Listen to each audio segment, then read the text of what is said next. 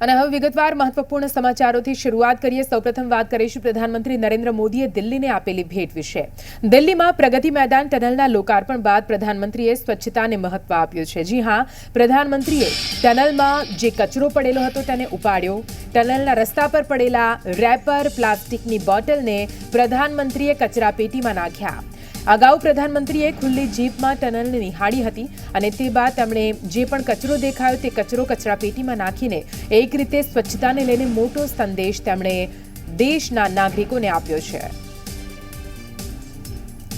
તો આ બે દ્રશ્યો આપ અલગ અલગ જોઈ રહ્યા છો, જ્યાં દિલ્હીને આજે એક મોટી ભેટ બની છે, જ્યાં ખાસ ટનલનું લોકાર્પણ આજે પ્રધાનમંત્રી નરેન્દ્ર મોદીના હસ્તે કરવામાં આવી અને ફર્સ્ટ ઓન ઝી 24 કલાક એટલે કે એક્સક્લુઝિવ આ દ્રશ્યો આપ ટીવી સ્ક્રીન પર જોઈ રહ્યા છો કે રીતે પ્રધાનમંત્રી નરેન્દ્ર મોદી જે પહેલેથી સ્વચ્છતાના અનુગ્રાહી રહ્યા છે અને સ્વચ્છતાને લઈને તેમણે જે દેશમાં મોટું અભિયાન ચલાવ્યું છે, ત્યારે સ્વચ્છતાને સંદેશ આપતા પ્રધાનમંત્રી નરેન્દ્ર મોદીના આ દ્રશ્યો ટીવી સ્ક્રીન પર આપ જોઈ રહ્યા છો। કઈ રીતે ટનલમાં જે ખુલ્લા રેપર્સ અને પ્લાસ્ટિકની બોટલ્સ પડેલી હતી તેમણે ખુદ ઉપાડી હતી અને તેને કચરાપેટીમાં નાખી હતી। એક રીતે લોકોને પણ સંદેશો આપવાનો પ્રયત્ન કે સ્વચ્છતા રાખવી તે ખૂબ જ જરૂરી છે, પરંતુ જો ક્યાંય ગંદકી દેખાય છે તો તેને સાફ કરવાની પણ આપણી એક ફરજ બને છે। પ્રધાનમંત્રી નરેન્દ્ર મોદી જેઓએ સ્વચ્છતાને લઈને આજે પૂરા દેશને એક મોટો સંદેશ આપ્યો છે।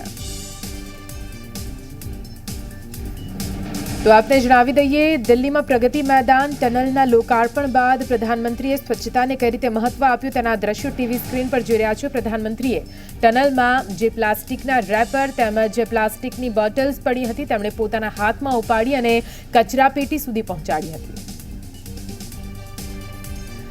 આ તરફ દિલ્હીવાસીઓ પીએમ મોદીએ વિકાસ કાર્યોની મોટી ભેટ દિલ્હીને આપી છે। ઇન્ટિગ્રેટેડ ટ્રાન્ઝિટ કોરિડોર પ્રોજેક્ટનું મુખ્ય ટનલનું લોકાર્પણ આજે કરવામાં આવ્યું। મુખ્ય ટનલની સાથે 5 અંડરપાસનું પણ પ્રધાનમંત્રીએ ઉદ્ઘાટન કર્યું છે। 1.6 કિલોમીટર લાંબી દિલ્હીની પ્રથમ ટનલનું લોકાર્પણ પ્રધાનમંત્રી નરેન્દ્ર મોદીએ કર્યું। આપને જણાવી દઈએ, અગ્નિપથ યોજના પર પીએમ મોદીએ મોટું નિવેદન પણ આપ્યું છે। તેમણે કહ્યું કે નવું કામ કરવામાં મુશ્કેલી પણ વેઠવી પડે છે। પહેલા યોજનાઓ કાગળ પર બનતી, હવે અવિરત ચાલે છે કામ, ત્યારે નવા કામમાં વિરોધ કરનારાઓની અછત નથી। ટનલથી રાજધાનીની તસવીર બદલાઈ હોવાનું પણ પ્રધાનમંત્રી નરેન્દ્ર મોદીએ કહ્યું છે। તેમણે કહ્યું કે આ આજનું નવું ભારત છે। ટનલનું કામ વર્ષો પહેલા થવું જોઈતું હતું, પરંતુ તે આજે પૂર્ણ થઈ રહ્યું છે। સેન્ટ્રલ વિસ્તારનું કામ પણ ઝડપથી ચાલી રહ્યું છે। પૂર્વ દિલ્હી, નોઈડા, ગાઝિયાબાદથી ઇન્ડિયા ગેટ સહિતના વિસ્તારોને આ ટનલ જોડે છે। આપને જણાવી દઈએ, આઈટીઓ, મથુરા રોડ અને ભૈરોન માર્ગ પર ટ્રાફિકની સમસ્યાથી લોકોને મુક્તિ મળશે। પ્રગતિ મેદાન સંકલિત ટ્રાન્ઝિટ કોરિડોર પ્રોજેક્ટ 920 કરોડથી વધુના ખર્ચે બનાવવામાં આવ્યો છે અને આ પ્રોજેક્ટ માટે કેન્દ્રએ સંપૂર્ણ ફંડ આપ્યું છે।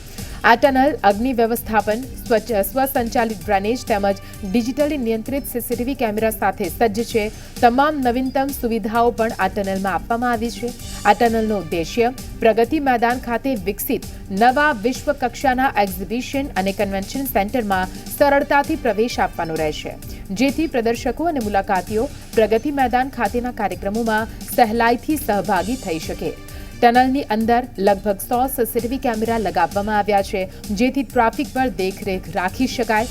સાથે ટનલમાં યોગ્ય વેન્ટિલેશન માટે વ્યવસ્થા પણ ખાસ બનાવવામાં આવી છે, જેમાં ખાસ જર્મન બનાવટનો મોટા પંખાનો ઉપયોગ કરવામાં આવ્યો છે।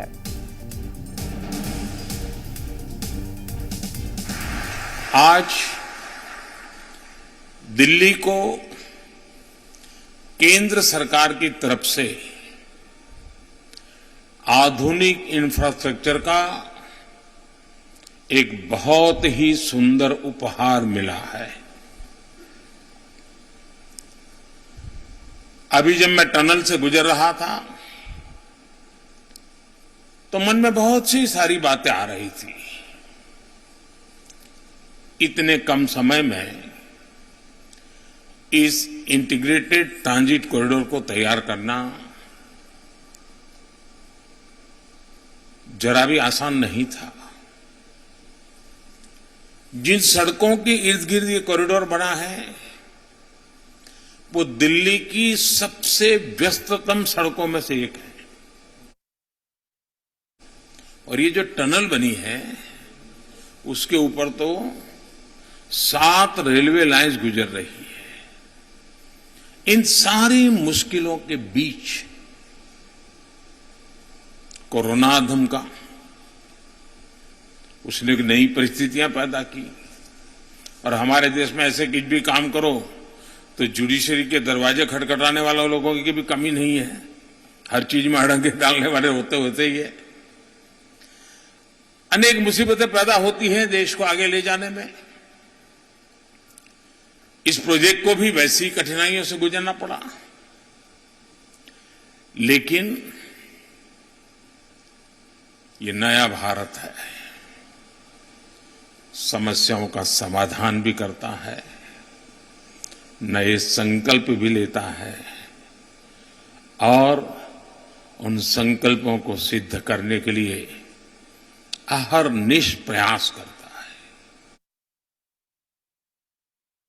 एक फैशन तो होती है, घोषणा करो, कागज पे दिखा दो, दिया जला दो, फीता काट दो, अखबारों में हेडलाइन ले लो और आप अपने काम पर, मैं मेरे काम पर, यही चलता रहा। देश की राजधानी में विश्व स्तरीय कार्यक्रमों के लिए स्टेट ऑफ द आर्ट सुविधाएं हो, एग्जीबिशन हॉल हो, और इसको ध्यान में रखते हुए आज देश के कई हिस्सों में इन बातों को ध्यान में रखते हुए भारत सरकार निरंतर काम कर रही है। हमारे इस दिल्ली में ही द्वारका में बन रहा international convention and expo centre और प्रगति मैदान में रीडेवलपमेंट प्रोजेक्ट, ये अपने आप में एक उदाहरण बनने वाले हैं। पिछले वर्ष मुझे यहां 4 प्रदर्शनी हॉल के उद्घाटन करने का अवसर मिला था और आज लोगों के लिए सहूलियत के काम भी चल रहे हैं। मुझे खुशी है कि सेंट्रल विस्टा और देश की नई पार्लियामेंट का बिल्डिंग भी आज तेज गति से चल रहा है। आने वाले दिनों में भारत की राजधानी की चर्चा होगी। हर हिंदुस्तानी इस बात को गर्व के साथ कहेगा, ये मेरा पक्का विश्वास है।